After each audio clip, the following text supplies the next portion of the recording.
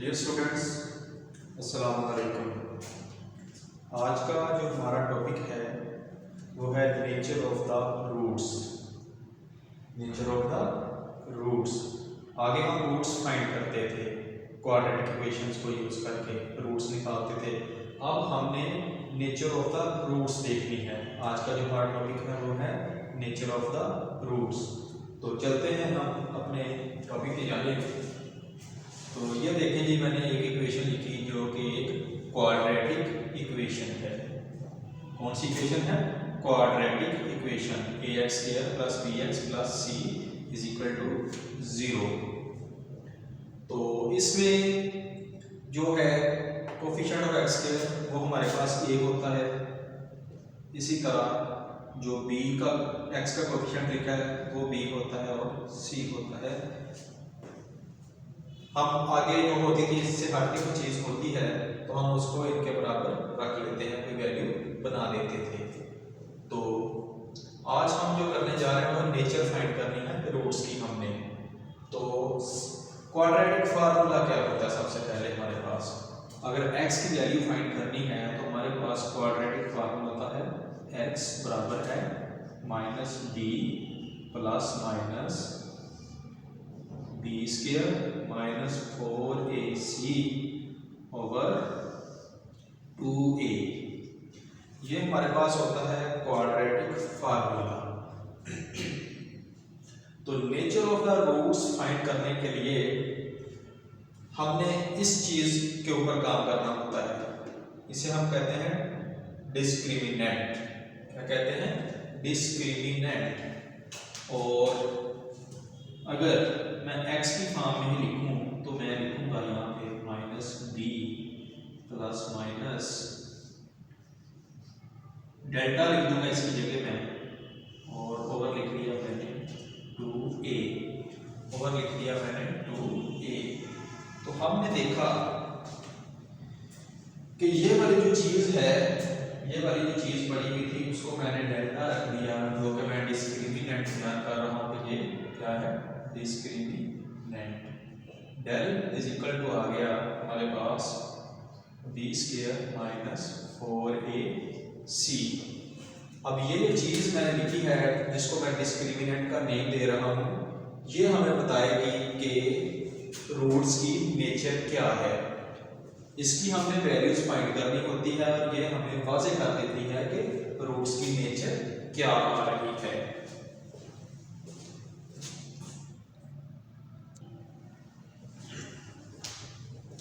तो ये students, discriminant को मैंने लिख दिया और इसे क्या बोलते हैं?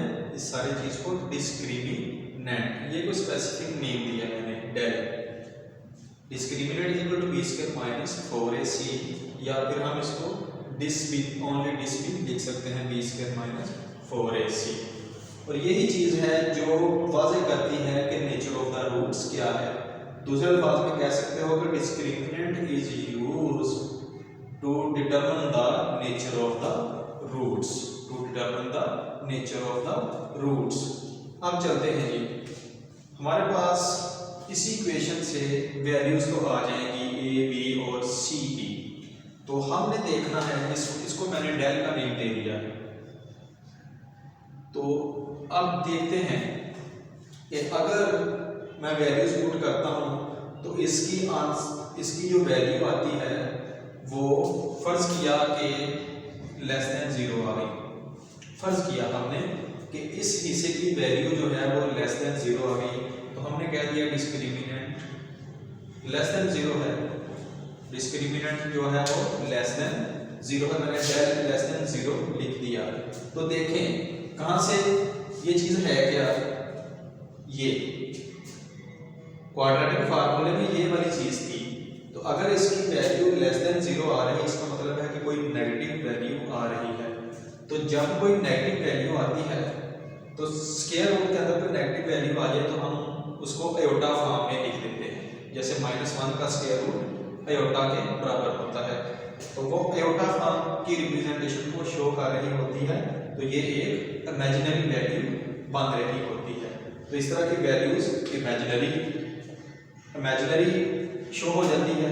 और इसी तरह अगर डिस्क्रिमिनेंट जो है ये कह रहे हैं कि फर्स्ट फॉर्म में लिख दी, इसी तरह अगर मैं दूसरी फॉर्म की बात करता हूँ, ये फर्स्ट कह दी, दूसरी अगर डिस्क्रिमिनेंट ग्रेटर देन 0 आ जाता है, greater than and equal to के साथ लगा लो, greater than and equal to, इसको आगे फिर सब डिवाइड किया जा सकता है।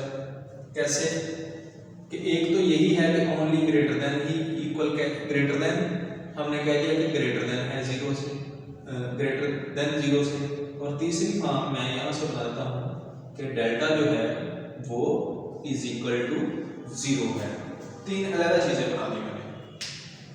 तो अगर ये इज इक्वल टू 0 आ जाए तो फिर इधर ही आ जाओ, अगर यहाँ पे डिस्क्रिमिनेंट हमारा ये 0 आ जाए तो हमारे पास प्लस माइनस भी गायब हो जाएगा, तो ओनली क्या बचेगा minus B over 2a form. और इसकी भी कोई स्पेसिफिक वैल्यू होगी जो कि यहाँ पे पुट करने के बाद आंसर निकला था, इसकी भी कोई ना कोई वैल्यू होगी।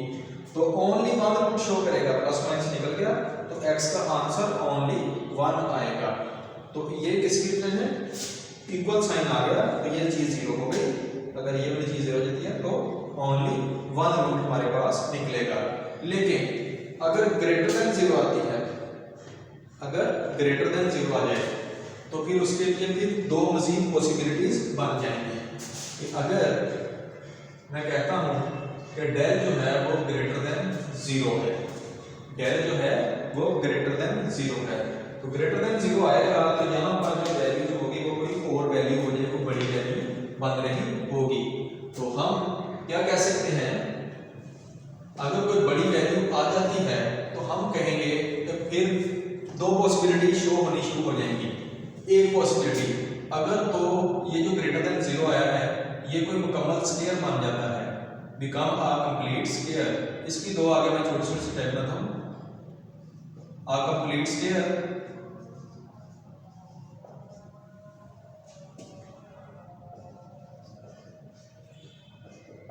और दूसरी not a complete square.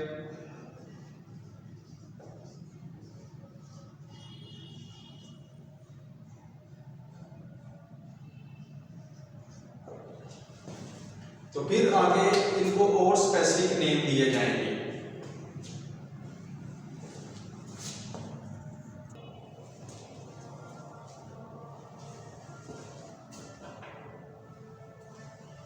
Ji students, हमने देखा कि जब डेल जो वैल्यू है डिस्क्रिमिनेंट लेस देन 0 है तो इमेजिनरी बना, और जब ये ग्रेटर देन होगा फिर भी कोई रियल नंबर होगा, और अगर इक्वल आएगा तो फिर भी कोई रियल नंबर होगा।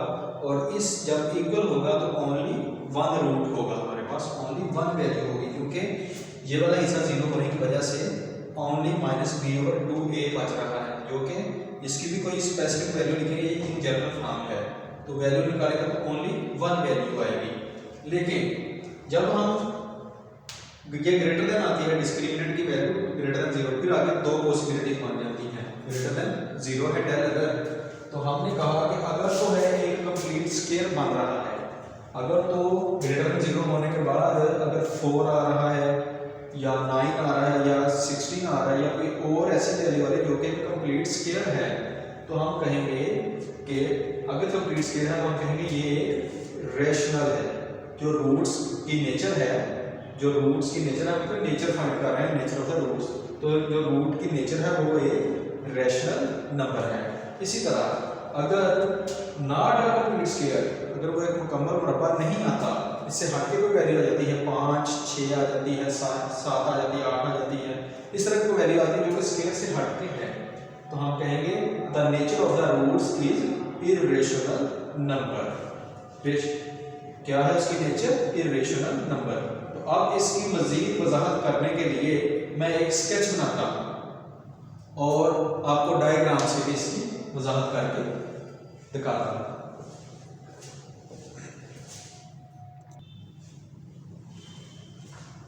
ये स्टूडेंट्स, तो अब हमने वजाहत करने के लिए नेचर ऑफ द रूट से हमने एक डायग्राम बनानी छोटी सी। ये क्या था? डिस्क्रिमिनेंट। यही वाज़ेह करता है कि जो नेचर है रूट्स की वो है क्या असल में। तो हमने लिखा डेल को ही और आगे इसको सब डिवाइड किया दो हिस्सों में। एक चीज़ हमने रखी कि डेल इज लेस देन 0, कि जो डिस्क्रिमिनेंट आया है वो लेस देन 0 है। अगर तो लेस देन 0 होगा तो रूट्स किस टाइप के होंगे, imaginary, not a real number, क्या होंगे, इमेजिनरी रूट्स। तो अगर greater than or equal to 0 है, या तो ग्रेटर देन है या फिर इक्वल है 0 के, तो हम कहेंगे अगर इसकी वैल्यू या तो ग्रेटर देन 0 आ जाती है, 1 2 3 पॉजिटिव नंबर पर आ जाता है, या फिर उससे हट के 0 आ जाती है, तो हमने कहना है कि रूट्स आर रियल। रूट्स क्या होंगे, रियल होंगे, रियल होंगे।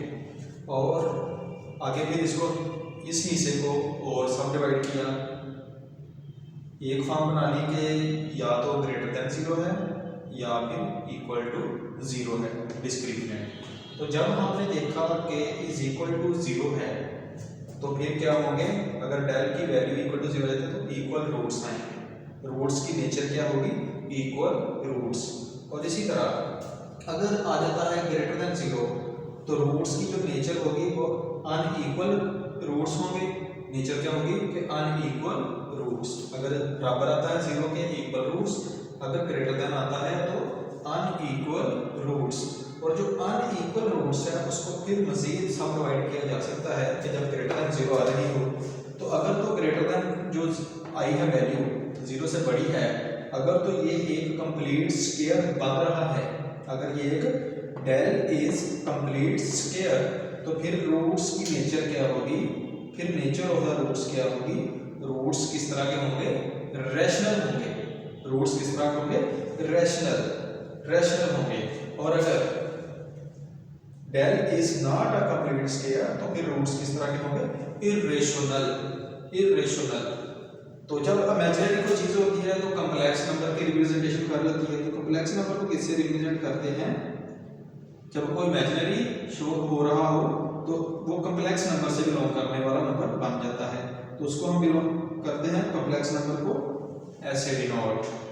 और रियल नंबर्स को किससे डिनोट करते हैं, सेट ऑफ रियल नंबर को डिनोट करते हैं इससे।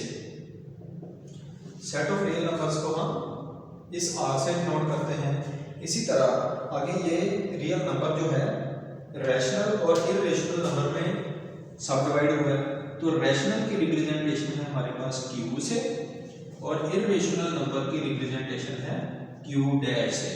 और असल में ये दोनों के दोनों क्या होते हैं, सेट ऑफ रियल नंबर्स बराबर किसके होता है, rational number union irrational number. और जो रैशनल नंबर होते हैं वो ऐसे नंबर होते हैं हमारे पास जिनको अगर पी बटा क्यू की फॉर्म में लिखे हो नंबर, वो प्लस में हो या माइनस में हो, पी बटा क्यू की फॉर्म में लिखने हैं हमने। और या तो उनका जो हमने सॉल्व किया जब उनको बटे की फॉर्म में रख के, या तो उनका रिजल्ट कोई डेफिनेट आ जाता है या फिर चलता रहता है लेकिन रिपीट नंबर देना शुरू कर देता है, तो उस फॉर्म में रैशनल नंबर होते हैं।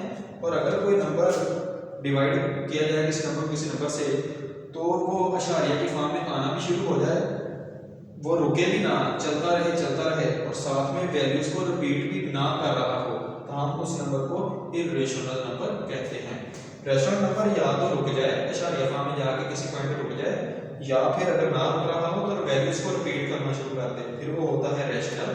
और इरेशनल नंबर ऐसा नंबर होता है जो कि रुकता भी नहीं है और रिपीट भी नहीं होता। ठीक है। और complex number x plus iota y वाले होंगे, आयोटे फॉर्म वाले नंबर्स आने शुरू हो जाते हैं। अस्सलाम वालेकुम।